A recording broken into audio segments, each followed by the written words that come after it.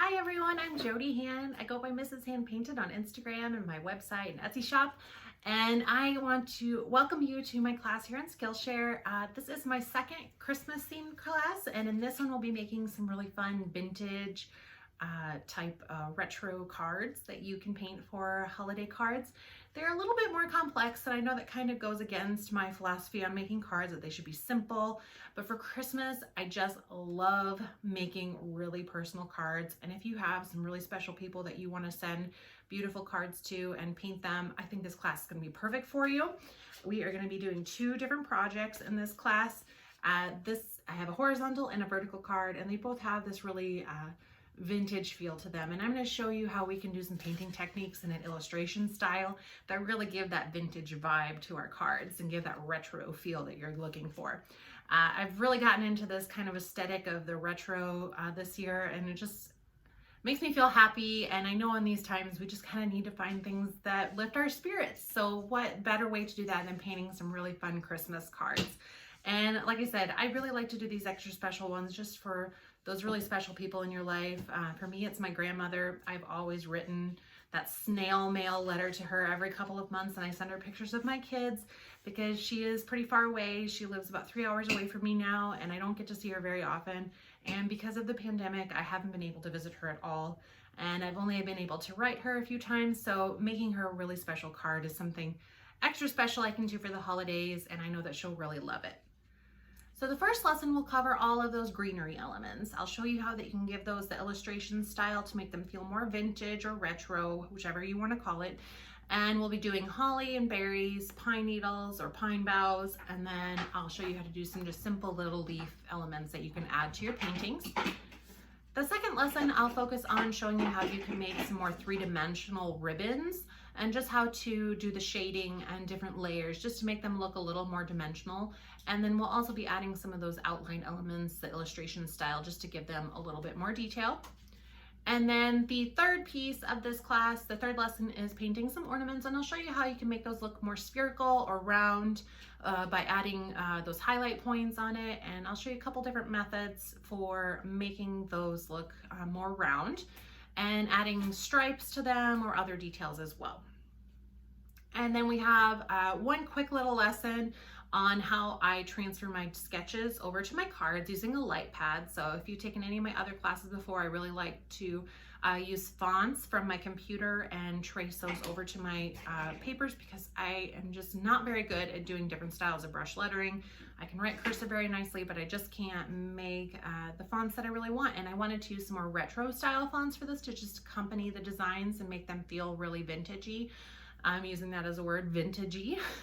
So I have some fonts that I downloaded from fontdiner.com from the, I believe it's the Take Flight set. So there's one called Leisure Script and one called Lamplighter Script that I used for each of these. So I'll link to their website if you want to download those fonts to make other sentiments, because I use joy and Merry Christmas on my cards. But if you have any other ideas of what you'd like to put on your cards, those are two fonts that I use that I traced for my designs. And then the last part of this class is our two projects. So I've got my vertical card with the bow with the ornaments, and I've got lots of pine needles and little leaves sticking out all around it. And then our second card is the horizontal card, which is the ornaments with the ribbons and the holly and berries.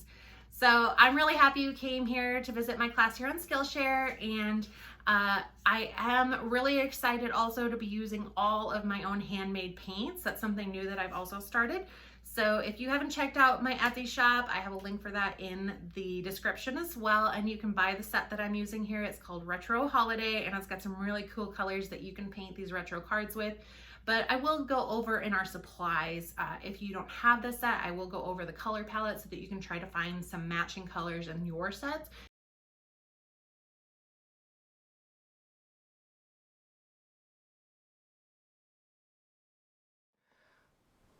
All right, I'm just gonna go over the supplies really quickly here. I've got a couple mixing palettes that I already have my paint on, so I'll just be reusing those. I have my set of paints that are actually my handmade watercolors, but we'll go over the color palette. So if you don't have my palette or are unable to order that, we'll go over the colors so that you can try to find some equivalents for the color palette we'll be using.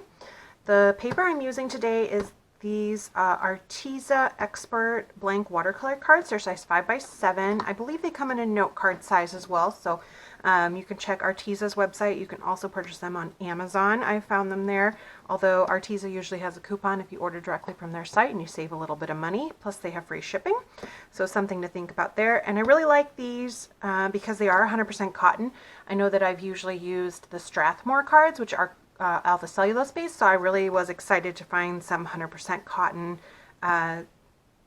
watercolor cards to paint with, since I love making cards so much. The brushes I'll be using in today's class are some Princeton Velvet Touch brushes. I'm using a round 4, a round 1, and a 1/4 inch dagger striper. And we'll be using the dagger striper for some techniques with painting pine needles and pine boughs. So that will be a fun texture to try out. So if you don't have one of these, you can also use the round 1. But I definitely recommend owning a dagger striper as a specialty brush. And I really like this mini one because it has a nice fine point and it's really fun to paint with. I also will be using a Tombow dual brush pen. This is a really light gray. It's from the grayscale set. It's the lightest color in that set, and it's number N89. And I'm going to be using that for doing my brush lettering tracing so that I can paint over it. It's just a little bit nicer than doing with a pencil, so that's an option to do. For tracing my templates, I'll be using a Faber-Castell Graphite Aquarelle. This is a water-soluble graphite pencil, and I'm using the hardness HB, which is the hardest of the pencils, so it will give me the lightest marks. So hopefully I won't have to erase too much. It'll give me the faintest lines. And I like that because it is water soluble, so most of it will blend away. And then I'll be using a kneaded eraser to erase any extra pencils. Like I said, we'll be going over the color palette, and in this one I do have a shimmer called Snowflake Sparkle, which is a transparent mica pigment paint, and it will add that really glittery effect that a lot of the vintage and retro cards had. But if you don't have any shimmer paints available to you, another alternative would be to do something like these stickles, which are basically just glitter glue. It will take a lot longer to dry, so you'll have to set your card off to the side to do that, but it's an alternative to add that kind of glitter effect onto your cards. Another alternative would be to use would be something like these Wink of Stella brushes, which you could do the clear glitter or silver, which I have several of these too, so that's an option too. I'll show you. Some other things that we'll need are paper towels to wipe our brushes off on. I'm going to be using a heat tool to dry my painting in between steps sometimes, so that's something nice to have on hand if you don't want to wait for things to dry. And as you notice here, I have 3 water jars. Normally I only have 2, but since I'll be using a shimmer paint, I wanted to have a 3rd. And the reason I'm doing that is because I don't want to contaminate my water with all of the shimmer. Sometimes I still forget to use the 3rd one to rinse it out, but most of the time I do try my best to rinse my brush out in that 3rd water jar when I'm using the shimmer paint, just so that I don't end up with a bunch of shimmer in my water that attaches to the brush, and then I contaminate all my paints with shimmer paint. So that's a nice way to just keep the shimmer to one area. And I'll usually do the shimmer as the last step of my painting so that I don't put shimmer paint into all of those. So that's just a little tip, and we'll talk more about that as we go through the lessons.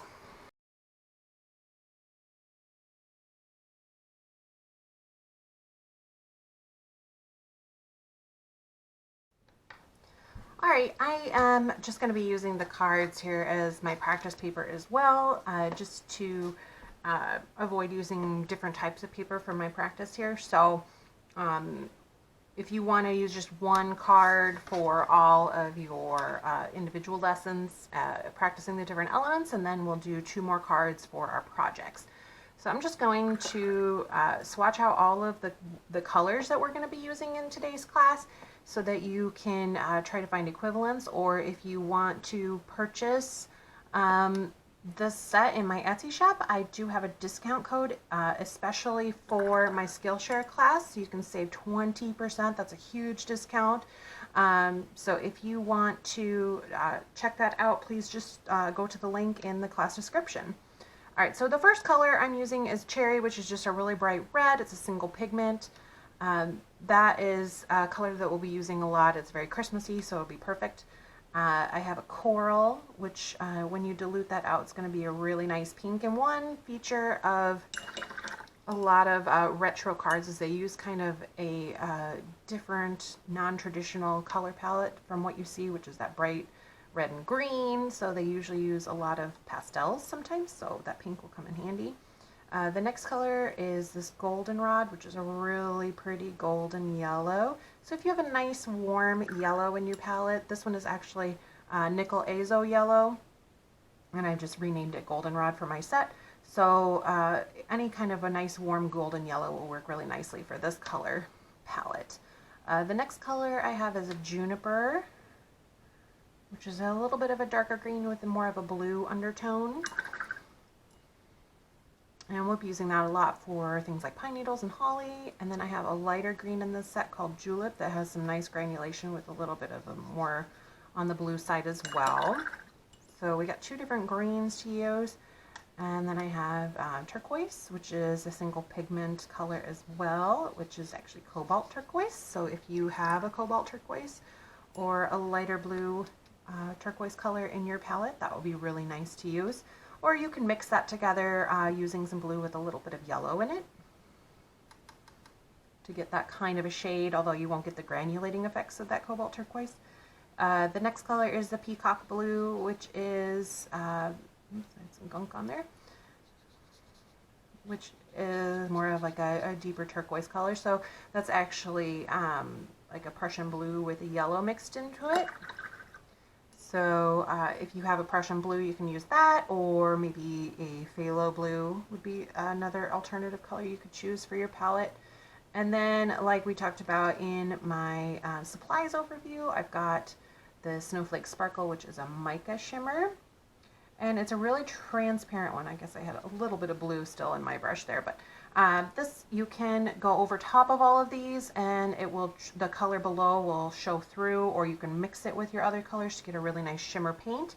And we're going to be doing some techniques, and I just rinsed my brush out in my water that I said not to do. So like I said, we're going to be using 3 jars of water. I'll have to refill this one.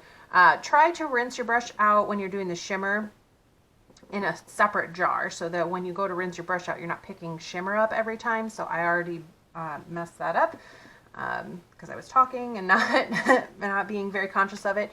So try to use that third jar to rinse out any shimmer that you might have in your brush, so it doesn't contaminate your paints. So if you don't have this shimmer paint, I guess so we could do maybe a Stickles. Here, I'll do this over top of this blue so you can see it a little easier. This would be like a glitter glue that we could do over top. A little harder to apply. So you could get the glittery effect on top of your cards like that. Or another alternative would be to do something like these Wink of Stella brushes, which is, they're kind of like a water brush pen, but they have that shimmer in them. And again, I'll just go over top. So you can still get that effect. This one is the silver. And it's a little more transparent, so you could try that. This one is the white. Doesn't show up as much, and it's going right into that red paint. So this one's not as bright. I would maybe do the silver one. I also have a clear. Not as dramatic of an effect as what I like with the shimmer mica paint. It's very subtle. So that's something you can try if you don't have that, or you could try a silver metallic paint if you don't have something similar to this. So that's an option, but totally optional adding the shimmer, in fact. But it's just a nice little touch that I've noticed on a lot of the old vintage cards, that they all have this glitter stuck all over top of the cards. So and mica is a little bit different because it's a natural ingredient made from rocks, basically. So not having those microplastics that you might find in something like this glitter glue. I'm not sure what they make their products with, but something as an alternative, it's a little more eco-friendly. So that is the palette of colors we'll be using for the cards, and hopefully you can find some similar colors in your sets, or you can check out my website. Like I said, I'm offering a 20% discount code if you want to buy this retro holiday palette, and I have lots of different options available for that as well. So make sure you check that out, and you can use that code in the class description.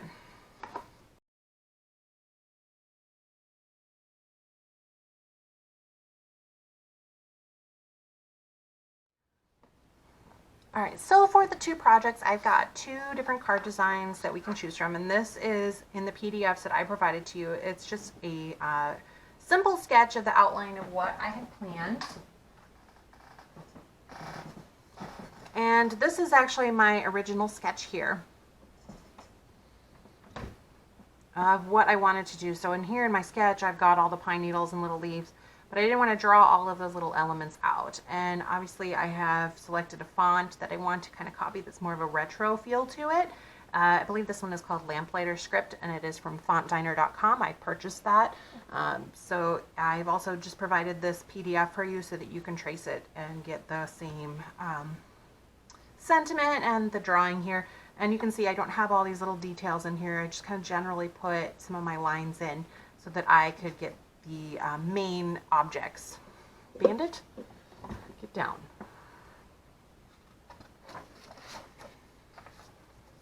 You're making my camera shake. Stop it. No. No. The other design here as well, I didn't add in all of these extra little pine needles. I have mainly the holly and the ribbon and the ornaments, but then we'll add in all these extra pine needle details. And then I have also chosen a font here, and I think this one's called Leisure Script, which is also from that same pack from fontdiner.com, and I will link to that as well if you want to purchase those to use on any other cards or to write other sentiments that you can trace, because they're really fun retro feel fonts that I really like. So I'll link that fontdiner.com as well if you want to purchase that. I don't have any affiliation with it. I just really like those fonts, and I like these retro feels. So here is just kind of the feel I want to add in all of these little pine needles and stuff around it too. So just for this quick little lesson here, I'm just going to show you how I like to transfer over my card design. And you can do this with both, or you can just choose one. And I'm going to open up my card, and this is an LED light pad. And it's just a cheap little light pad that I need to plug in.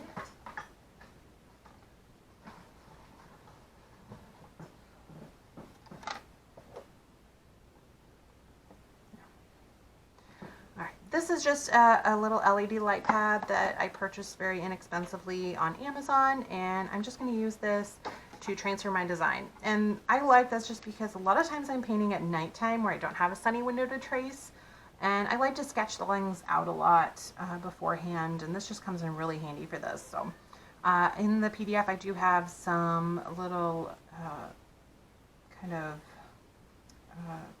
marks here for you to line your card up. If you're doing a 5x7, should be able to print that off the 2-page PDF, and it'll give you an 8.5 by 11 sheet, and you can print off for the 5x7 card to line up. I'm just going to use my aquarelle, my graphite aquarelle pencil. You could also use watercolor pencils or a regular pencil. Just try to draw very, very lightly, and if you get too dark of a mark, you can always take that kneaded eraser and lift off any extra pencil marks. So I am just going to very lightly trace over the main elements of what I want in my card. And if you don't want to trace all of the lines that are on the ornaments, you could always omit that if you want to do some different designs on your ornaments.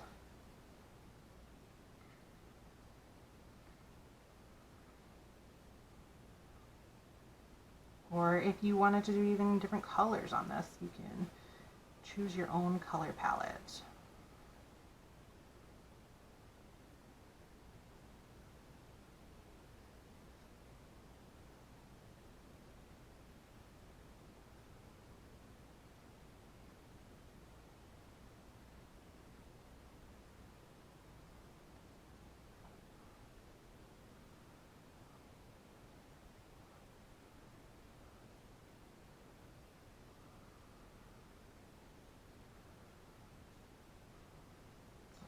Alright, and I said in the supplies part of this video that I'm going to be using this Tombow brush pen.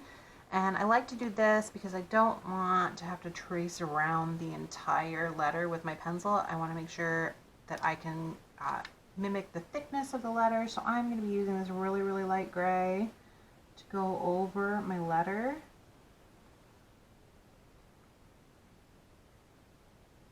I also find it just a little bit easier to write with the brush pens as opposed to trying to trace it with the pencil. Just gives me a little bit more control over tracing that. So I have that all ready to go, and then I'll trace my other card as well.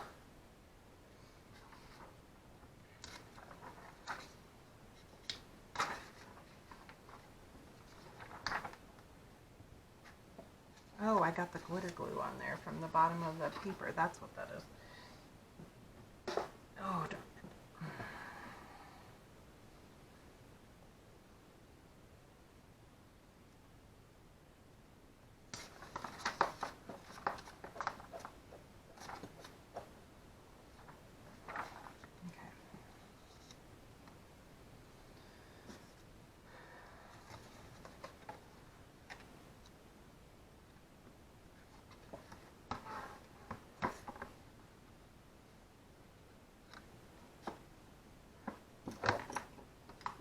All right, so this other card goes the other direction. I just want to make sure I line up my card properly so that I don't want to trace it like this. I want to go this way. Oops.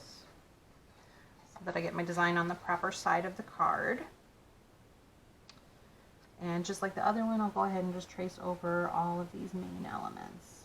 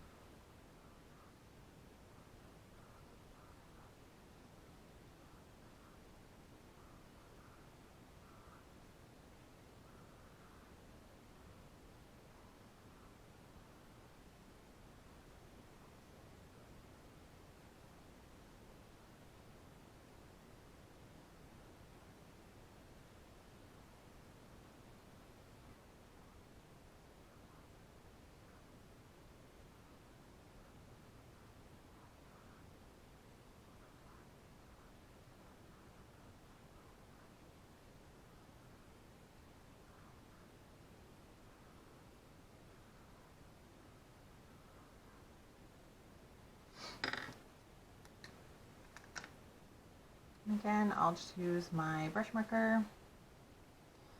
Keep hitting my arm on there.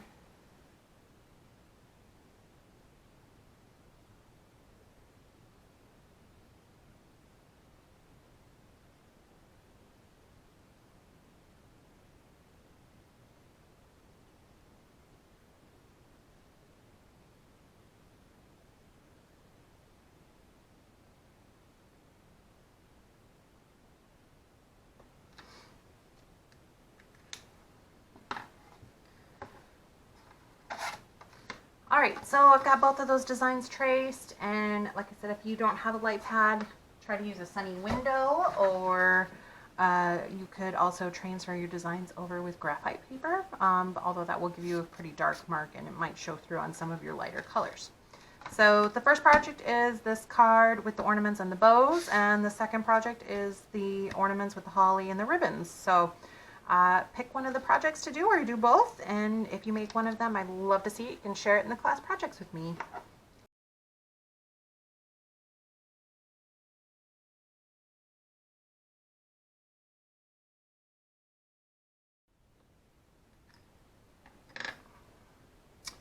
All right, like I said in the previous video going over the color palette, I'm just using an extra card for my practice here.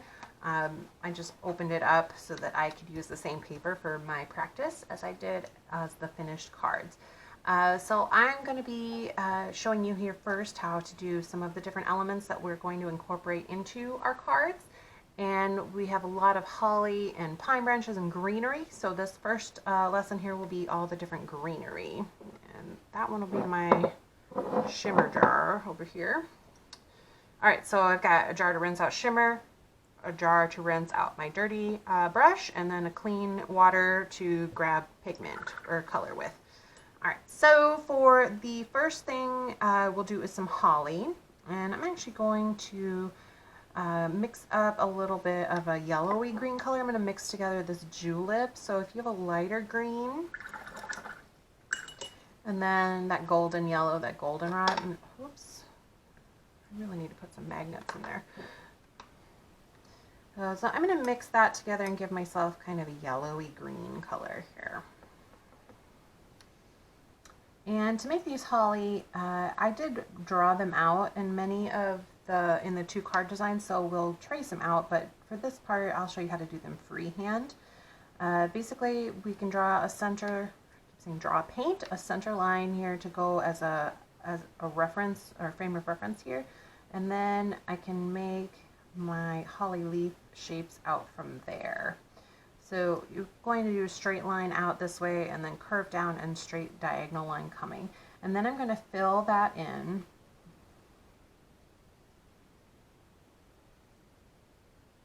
And then before that dries, I'm going to flip my brush handle around, and with that base of the handle, I'm going to make a small indentation.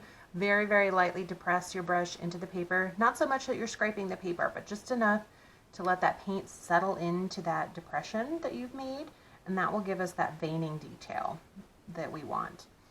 All right, so I'll go ahead and I'll make another leaf coming this direction, and I'll follow the same diagonal line, a curved line, and a diagonal line. Fill it in, and then flip my brush handle around and lightly depress. And when you do that, the paint will settle down in that little depression that you've made. And if you do that after the paint is already dry, you can still go back over it with another layer of paint, and then the new layer of your wash will settle down into that depression. Okay, now we're going to add some berries. I'm just going to use the cherry color in my palette. And I'm sorry, I forgot to mention, I'm just using the round 4 for all of this.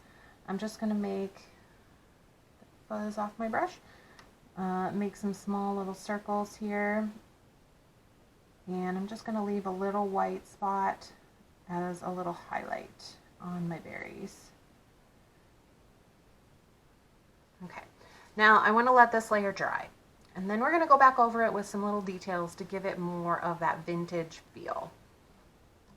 So I'm just going to dry this really quickly so I can move to the next step.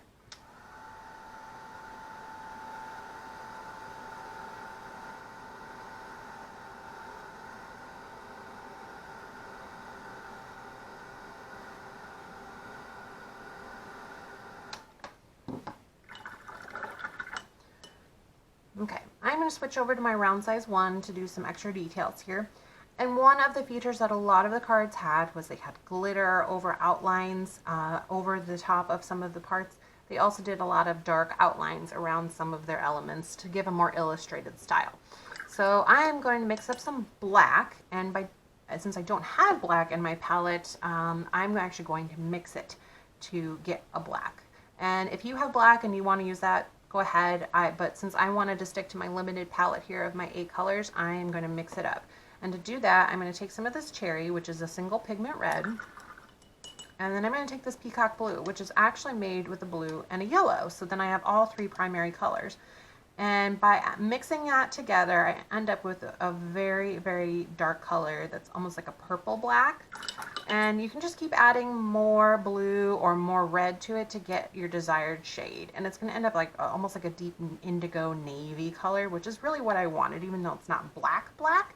It is close enough to what I want, and it will look black on the paper. All right, so this is dry after I dried it with my heat tool. And I'm not going to completely outline this. I'm going to just do some very quick strokes to give the detailed lines. So using that round one, I'm just going to kind of swoop over the edges of my drawing, and I may not completely cover the edge.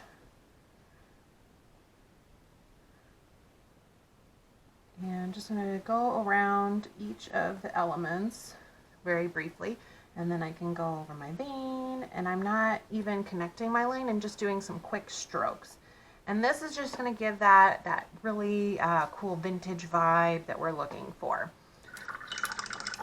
And then after this dries, we can add some extra details with the shimmer or glitter if you want to do your glitter glue or your Wink of Stella pens, something like that. If you have some glitter brush pens, I'm going to dry that really quick, and then we can do that extra detail over the top.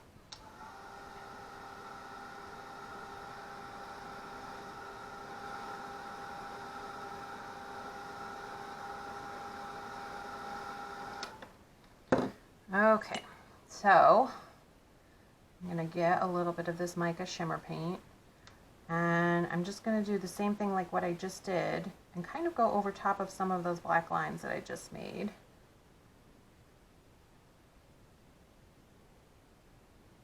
And I'm not sure if the camera is really picking up all of that glitter, but it is so shimmery, and when you mail these cards out to your friends and family, they are going to be very wowed by it because it is very striking when it's dry. I'll just kind of move the paper here a little bit so that you can see the light catch those shimmer flakes. All right, so that is just one element that we can add to our design. So here's my third jar. I'm rinsing out my shimmer, not getting it into my other water. All right, so the next little bit of greenery that we can add to our cards is some pine needles or pine boughs, however you want to call it. I am going to be using my dagger brush, but I don't want to dip my dagger brush directly into the paint because it might damage my bristles. I want to get that with my bigger brush, my 4. I'm going to get some of the juniper, that darker green. And to really get a nice pine green color, I'm going to mix a little bit of that peacock blue in there with it. And that'll get me that really nice deep green that I want. All right, so get my dagger brush here loaded up with that dark green. And to make a pine needle branch, we're going to first do our center line, and we're going to go out from there. So going out from the center, we're going to pull our brush out from the middle, and it will get thinner as we go out, and you can go quicker as you get up to the top and try to make it thinner so we can make some pine needles. All right, so that will be like a little Christmas tree branch. And I said in the beginning, if you don't have a dagger brush, you could also do it with a very small brush, like your round size 1. So I can do that as well with the round brush, although it's a little bit more difficult to get those really, really thin lines. Just have to practice some brush control and use a very light hand. So try to do very light pressure and be very conscious of going out from the center, because if you try to do the opposite way, if you go this way, you're going to end up with some thicker strokes that maybe kind of overlap your center and don't look as nice. So try to just go out from the center only. And we can do some smaller sizes, and kind of have some pine needles just come different directions to look a little more natural that way. And by going out from the center, it makes it a little easier to try to stay keep from overlapping that middle and getting a messy look in the middle. This is totally achievable with that round size 1, so but I just like using that dagger brush. It's a really nice technique, makes it a little bit easier to make those kind of strokes. All right, so another piece of greenery that we can add in is just some generic kind of little leaf branches. So we could use that same dark green or the lighter green. You could use one of these just by itself. I'm going to use my round size 4. And you could also use the 1 if you wanted to. But we're just going to make some simple little leaf elements. And just make some little single or 2-stroke leaves. And remember to go out from the center, and we're going to, as you make your strokes, you'll want to have light pressure, apply more pressure, and then lift your brush, and then you can go from the same starting point and then do the same stroke next to it to make a complete leaf. So I'll show you all that again here. Make our branch and apply pressure to make it go wider. And then lift your brush to get the point at the end.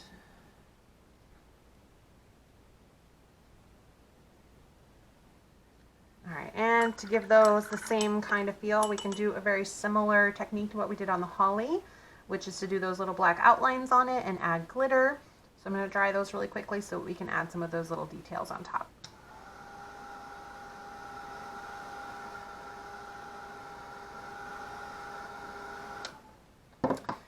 And I didn't do any of the extra outlines on these pine needles, so that's one I'm just going to leave by itself. I'm not going to add any glitter or black on that, but on some of these bigger leaves, I do want to add some of those extra little little details.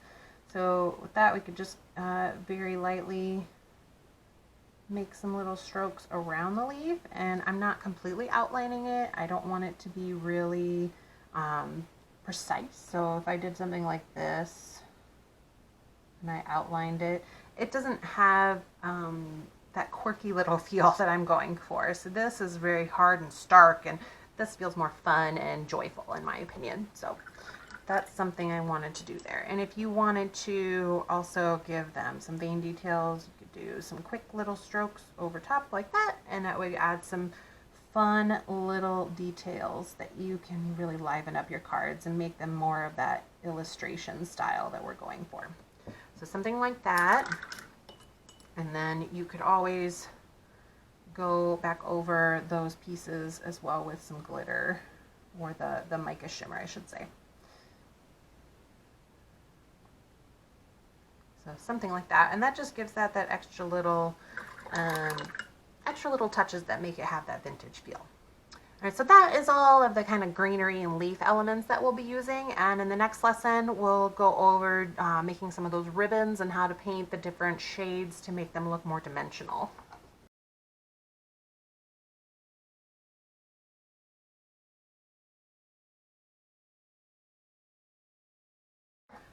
All right, one of the other elements that I'm including in both of the project cards is some ribbon. And to try to make them a little bit more dimensional, we're going to practice using some different shading on the different layers of the ribbon so that you can tell it's the back side of the ribbon versus the front, so that we want to have different shades or a shadow effect coming in there. So some of these ribbons, I just have kind of a loop coming through.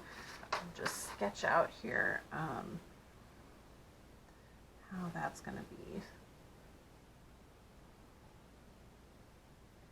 So here is the underside of the ribbon coming around, and this would show you the front. So if I had a bow, it'll be here. I'll maybe draw that a little darker so that you can see it better. Try to press harder here.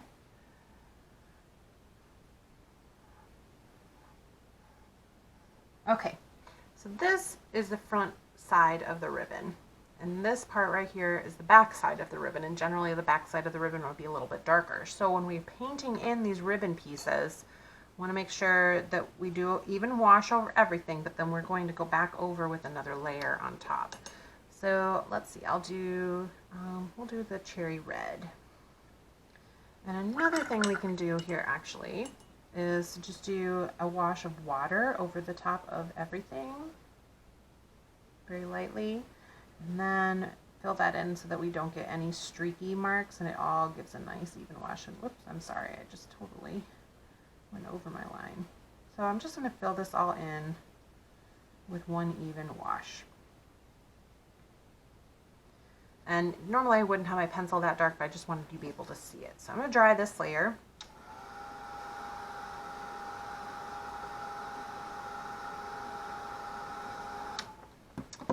Now to give that shadow that I'm wanting and to show the difference in the layers, I'm just going to go over the part that is the underside.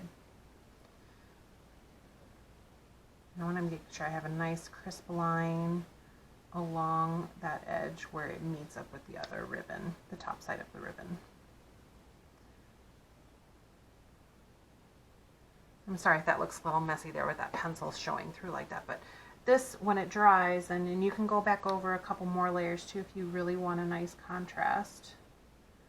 This will show a little more dimensionality to this so that it doesn't look like a flat ribbon. This will look like a ribbon that is looped up, and you can see that this is the underside, and it gives it a little bit more of a three-dimensional look. And if you want, you can also do a little shadowing on one side here, and we can blend that. Oops, that was totally the shimmer water. All right, so not too much water on your brush, and you can blend that in just to give that a little more of a shadow on this side. That just makes that look a little bit more three-dimensional and not so flat on your cards. So a little technique to try out when you're painting ribbons.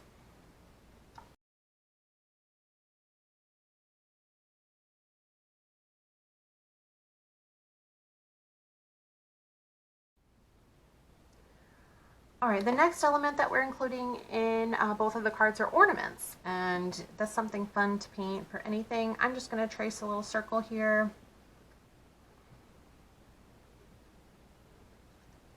So I can show you how we're going to fill those in. So most of the ornaments we'll be doing in layers, so if we have any elements over the top of them, like stripes, I try to paint my ornament in a lighter color, and then I do all of my details in a darker color over the top. Or you'll have to do some negative space painting where you leave a stripe open and then go over it after with a different color for your negative space. So I'm going to take some clean water and just fill in my circle for my ornament. And I don't want to have too much water. Make sure you don't have any water puddled up so that you don't have too much water where you'll end up with blooms as it dries. One thing nice about doing these 100% cotton cards is that I don't have those funky balloons show up quite as much as I do with an alpha cellulose based paper. So if you can't find these Arteza cards, maybe you can also just fold up some of your regular cotton paper. All right, I'll do a darker color just so it's a little bit easier for you to see. Remember the crashing sound in the back. My cat is attacking his scratching post. All right, so I am going to just drop this color in there and then use my wet brush to just push it around.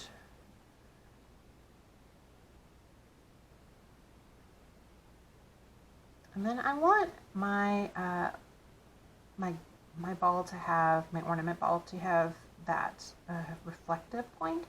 So as I push this color around, I'm going to have a lighter side here, and I'm actually just going to leave some of this without the paint in it. So I have kind of a white area, and that's going to give that three-dimensional area. And I want that to be kind of like a C shape, because then that gives that look of roundedness to it. And also, when you do your stripes over the top of an ornament, I'll just do another circle really quick. When you do your stripes on an ornament, you don't want to do directly across. It makes it look really flat, and you want to have them have a rounded shape. So when we do stripes, you want to follow a curve. And this will make your ornament look more rounded.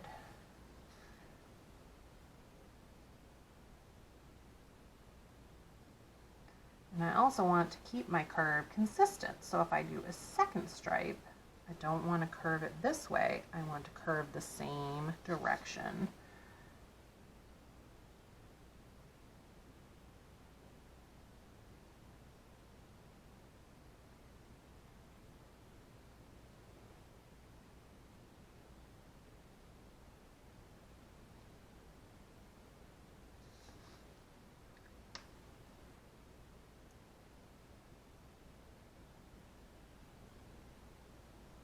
I do find it very helpful to draw out the circles beforehand, just so that I get a nice rounded shape. Now, when you do these stripes and they're all solid, but then you've lost that kind of reflective area, one thing we can do then is to take some clean water, and actually I should probably fill in the whole thing first. We'll do some yellow. And then I'll fill in my negative space here. And then we can add our reflective point, a different method here.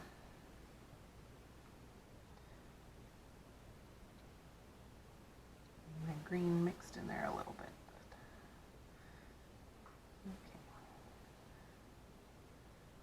Okay, so I'm going to get clean water on my brush and try to just kind of tap off the extra a little bit so you don't have too much. You can dab it off.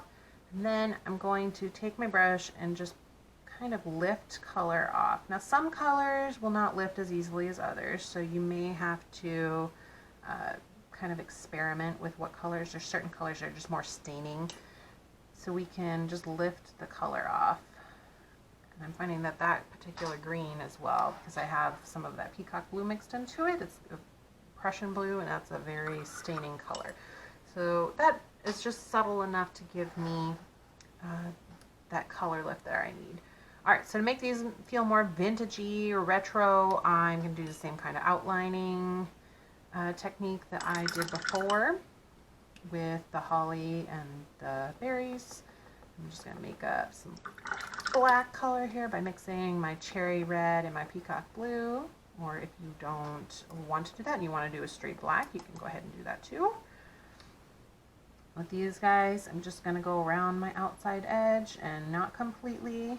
We'll do it after it's dry, not like I just did. That was really silly.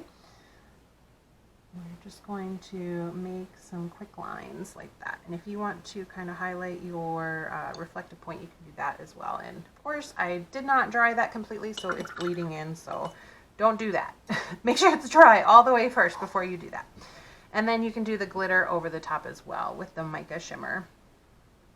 So we can go around and add some of that, and it will give you a really pretty vintage feel. I keep dipping I'm not very practiced at rinsing my brush off in the third jar, but try your best to do that so you don't contaminate your water. I'll make sure I refill this and rinse my jars out before we begin the actual cards for the projects. So that is the 3 different elements that we're going to include in our cards, and we're just going to combine all of these things together. The other things that we'll be doing is doing some brush lettering, and I'll show you that in the class projects. I'll give you some tips and tricks on how you can do that as well. So go ahead and pick a card and we can do a project together.